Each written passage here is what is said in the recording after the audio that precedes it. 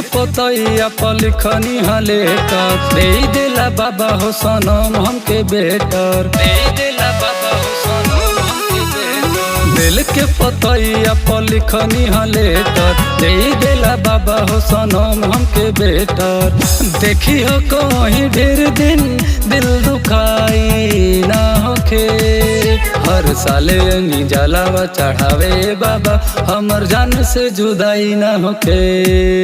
हर साले नी जलावा चढ़ावे बाबा हमर जान से जुदाई ना होखे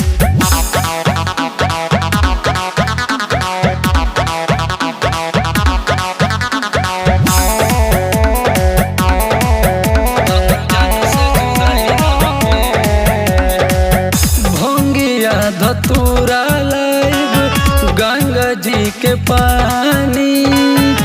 करम तू जोवन कृपा करिह भोले दानी भंगिया धतूरा लाइब गंगा जी के पानी करम तू जोवन कृपा करिह भोले दानी दिल में रहे वाली हर जाई ना होके हर साले नी जलावा चढ़ावे बाबा हमर जान से जुदाई ना होके हर साले नी जलावा चढ़ावे बाबा हमर जान से जुदाई ना होके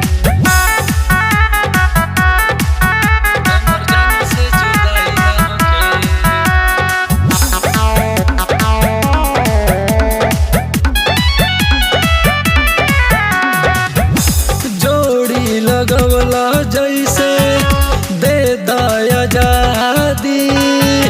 राधा से अपना कली देव घर में शादी जोड़ी लगवला जैसे दे दया जादी राधा से अपना कली देव घर में शादी पगली हमर दूसरा के लुगाई ना होखे हर साले नी जलावा चढ़ावे बाबा हमर जान से जुदाई ना होखे हर साले नी जलावा चढ़ावे बाबा हमर जान से जुदाई ना होखे।